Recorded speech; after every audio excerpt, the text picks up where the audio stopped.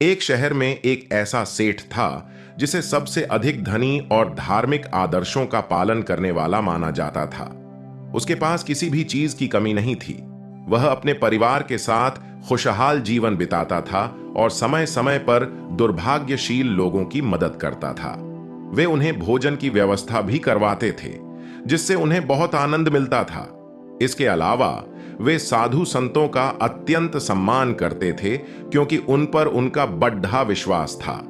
उनके नगर में हर बार जब कोई संत या महात्मा आते, वे उनसे मिलते और उनके उपदेशों को सुनने का समय निकालते थे।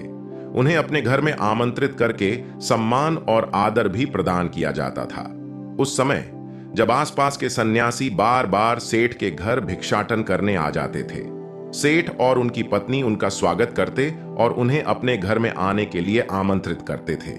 एक बार जब एक सन्यासी उनके घर में आया, सेठ और उसकी पत्नी उनकी सेवा में लग गए। वे तुरंत एक चादर फैलाकर सन्यासी के लिए आराम करने की व्यवस्था करते हैं और उनके पैर धोकर उनका स्वागत करते हैं और उनके भोजन की तैयारी में लग जाते हैं।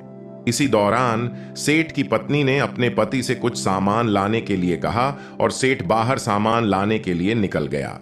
उसकी अभागी अवस्था में सेठ की पत्नी अकेले ही भोजन की तैयारी करने लगी। थोड़ी देर बाद जब उसकी पत्नी सन्यासी को भोजन स्वीकार कराने आई, सन्यासी ने स्नेहपूर्ण भोजन का आनंद लिया और तब सन्यासी ने उसकी पत्नी से विनम्रता से पूछा, माता, आपके परिवार में कौन कौन है? इस पर सेठ की पत्नी ने कहा, हमारे पति व्यापार में लगे हुए हैं और हमारे 3 बेटे हैं। सन्यासी ने आगे पूछा, उनकी आय कितनी है? तो सेठ की पत्नी ने उत्तर दिया, हमारे पास धन की कोई कमी नहीं है, हमारी संपत्ति अपार है। सन्यासी ने और कोई प्रश्न नहीं किया और इस बीच सेठ वापस आ गए। वे फिर अपनी पत्नी के साथ सन्यासी को भोजन परोसने लगे। वह सेठ सन्यासी के लिए विभिन्न प्रकार की मिठाई लेकर आता है। उसके बाद वह भोजन करता है और धीरे धीरे जाने के लिए तैयार हो जाता है। सेठ और उसकी पत्नी उसके इस आदर सत्कार के लिए आभार प्रकट करते हैं और फिर उसे विदाई देने के लिए तैयार हो जाते हैं। सेठ सन्यासी से मिलते हुए उसे दूर तक छोड़ने की बात करता है। वह दोनों मिलकर मार्ग पर चलते हैं और मार्ग में ही सन्यासी सेठ से कहता है कि उनके 3 पुत्र उनकी देखभाल अच्छी तरह से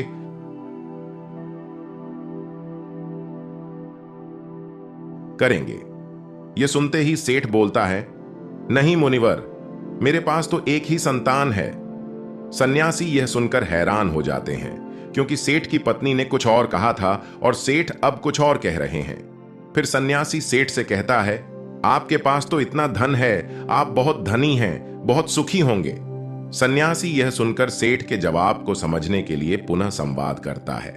तब सेठ उत्तर देता है, नहीं, मैं कोई धनी नहीं हूं, मैं तो केवल RS-30,000 का ही मालिक हूं। यह सुन सन्यासी को अब लगता है कि शायद सेठ या फिर उसकी पत्नी कोई एक तो उससे झूठ कह रहा है। फिर सन्यासी सेठ से पूछता है, आपकी आयु क्या है? सेठ कहते हैं, मैं 50 वर्ष का हूं। जिसे सुनकर सन्यासी को लगता है कि सेठ एक बूढ़ा आदमी है, लेकिन इसकी आयु 70 से कम नहीं हो सकती है। फिर भी वह हर बार गलत उत्तर क्यों दे रहा है, क्यों झूठ बोल रहा है?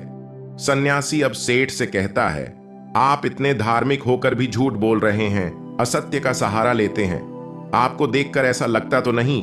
ऐसा सुनकर सेठ हैरान हो जाते हैं और कहते हैं, क्षमा करें मुनिवर, मैंने तो आपसे कोई झूठ नहीं बोला, मैंने तो आपसे ऐसा कुछ भी नहीं कहा। यह सुन सन्यासी कहता है कि जो कुछ भी मैंने आपसे पूछा, वही प्रश्न मैंने आपकी पत्नी से भी पूछा है, लेकिन दोनों के उत्तर अलग है। ऐसा सुनकर सेठ हैरान हो जाते हैं और कहते हैं, कैसा प्रश्न है मुनिवर? सन्यासी उसको याद दिलाते हैं कि उन्होंने सेठ की पत्नी से पूछा था कि उनके घर में कौन कौन है, और उन्होंने उत्तर दिया था कि सेठ के 3 पुत्र हैं, लेकिन सेठ खुद दावा कर रहे हैं कि उनकी केवल एक ही संतान है। जब मैंने आपसे धन के बारे में पूछा कि कितना है, तो आपकी पत्नी ने बताया कि आपके पास बहुत धन है, आप इस नगर के सबसे धनी लोगों में से एक है, और आप कहते हैं कि आप बस RS-30,000 के ही मालिक हैं। अभी मैं जब आपकी आयु पूछी तो आप 50 वर्ष बता रहे हैं, जबकि देखने में आप 70 से अधिक के लगते हैं। इस पर सेठ दुखी भाव में कहते हैं, क्षमा करें मुनिवर, लेकिन झूठ बोलना पाप है। मैं आपसे झूठ क्यों बोलूं, विशेषकर आप जैसे महात्मा से, जिनका मैं बहुत सम्मान करता हूं। ना तो मैंने कोई आपसे झूठ कहा, ना मेरी पत्नी ने। हमने तो बस सत्य बताया है। यह सुनकर सन्यासी कहते हैं कि लेकिन आप दोनों के सत्य अलग अलग क्यों हैं? तब सेठ यह कहता है कि वास्तविकता यह है कि उनके 3 पुत्र हैं, लेकिन जो उनकी आज्ञा का पालन करता है वह केवल उनका एक ही पुत्र है। बाकी दोनों को अपने माता पिता से कोई मतलब नहीं है, इसलिए मेरे लिए मेरी एक ही संतान है। आपके दूसरे प्रश्न के अनुसार रही धन की बात, तो मुनिवर, मेरे लिए मेरा वही धन अपना है जो मैं स्वयं के जीवन में उपयोग करता हूं, और वो इतना ही है जितना मैंने बताया। बाकी सब जो है वो मेरा नहीं है। उसमें से कुछ मैं असहाय लोगों की, जरूरतमंदों की मैं मदद कर देता हूं, तो कुछ मेरी इस देह को त्यागने के बाद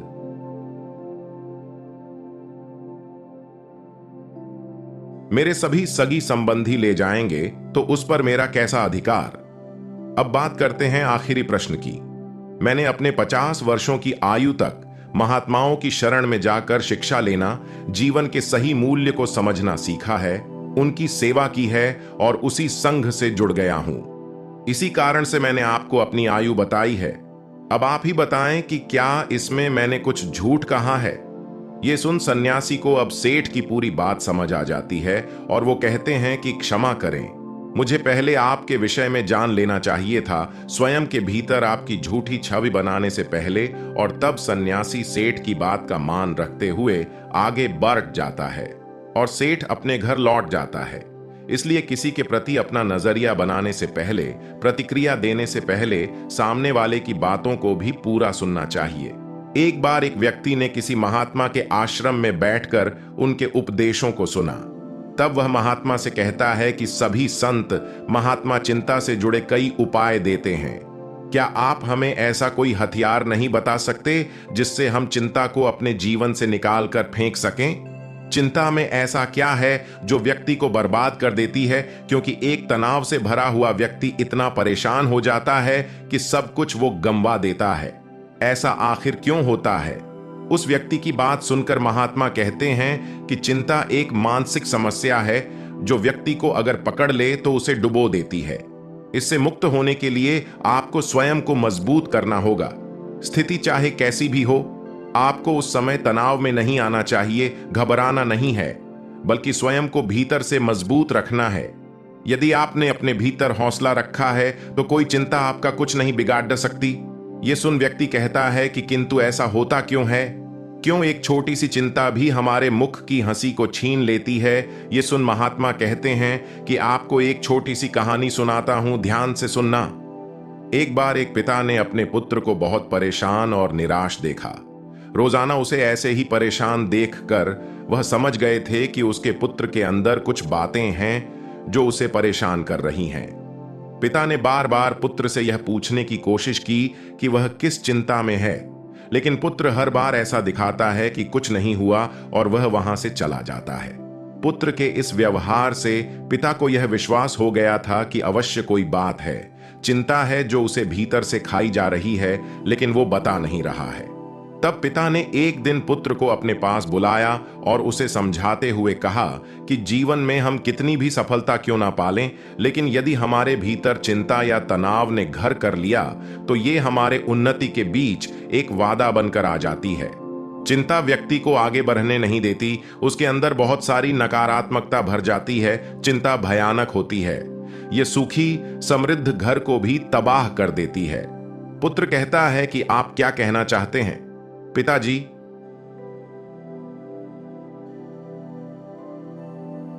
मैं समझ नहीं पा रहा हूं। तब पिता पुत्र को लेकर जंगल की ओर चले जाते हैं और वहां पहुंचकर पुत्र से कहते हैं कि यह पेड़ जो तुम देख रहे हो, यह कई वर्षों पुराना है। यह मेरे पिता के पिता यानी कि 3 पीढ़ी से भी ज्यादा पुराना पेड़ है और आज भी बाहर से उतना ही मजबूत है जितना पहले था। चाहे कितनी भी आंधी तूफान वर्षा क्यों ना आ जाए, इस वृक्ष को हिला तक नहीं पाई है। यही नहीं, इस पर ना जाने आज तक कितने पेड़ भी टूट कर गिर गए हैं। बिजली गिर गई है लेकिन यह पेड़ फिर भी नहीं गिरा, वहीं पर खड्डी दीधा है पूरी मजबूती के साथ। यह सब सुन पुत्र पिता से कहता है कि लेकिन ये सब आप मुझसे क्यों कह रहे हैं? तब पिता आगे उससे कहते हैं कि यहां मेरे साथ पीछे की तरफ आओ, कुछ दिखाता हूं, ये सुन। पुत्र पिता के साथ उस पेड़ के पीछे जाता है और कहता है कि यह पेड़ के पीछे दीमक देख रहे हो? पुत्र कहता है कि हां। पिता कहते हैं कि इसी दीमक ने भीतर से इसकी छालों को पूरी तरह कुतर दिया है और बाहर की तरफ पूरी तरह यह खराब हो गया है। इस पर पुत्र भटक जाता है और कहता है, लेकिन आप क्या कहना चाहते हैं? मुझे यह सब क्यों बता रहे हैं? भला मैं इन पेड़ों के बारे में जानकर क्या करूंगा?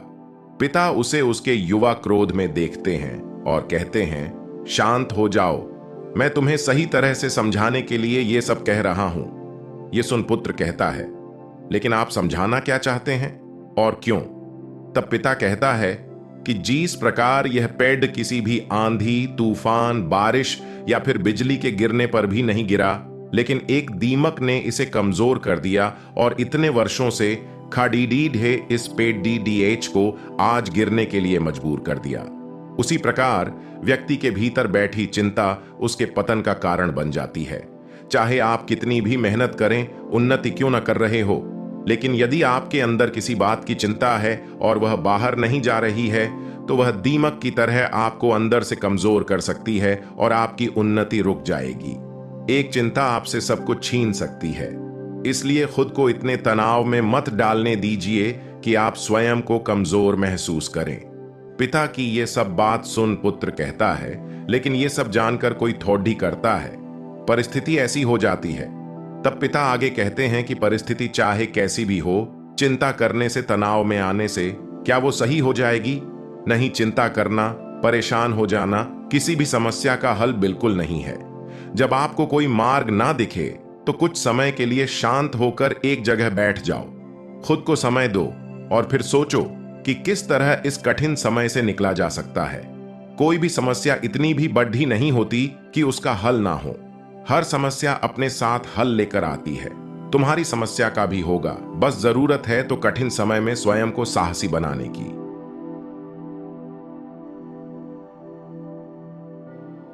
पुत्र को पिता की इस बात को सुनकर उनकी हर वाक्य की सही अर्थ समझ आ जाती है कि वे उसे क्या समझाना चाहते हैं। महात्मा कहते हैं कि क्या अब तुम समझे कि एक छोटी सी चिंता भी आपके जीवन को कितना प्रभावित करती है। मुनिवर महात्मा आगे कहते हैं कि चिंता, दुख, तनाव सब हमें कमजोर करते हैं। हमें इन्हें स्वयं के जीवन से पूरी तरह त्याग देना चाहिए और जो ऐसा कर लेते हैं वो स्वयं जीवन में सदैव खुश रहते हैं। जीवन में परिस्थिति चाहे कोई भी हो, समय कभी एक सा नहीं होता, हमेशा बदलता है। बस अपने सुख के पल को स्मरण करके उसे दुख में साहस का हथियार बना लो। ये चिंता कुछ नहीं बिगाड़ पाएगा। यदि आप चिंता में डूब जाते हैं तो आपकी उन्नति हमेशा रुकी रहेगी। इसलिए किसी भी व्यक्ति को व्यर्थ चिंता में नहीं आना चाहिए।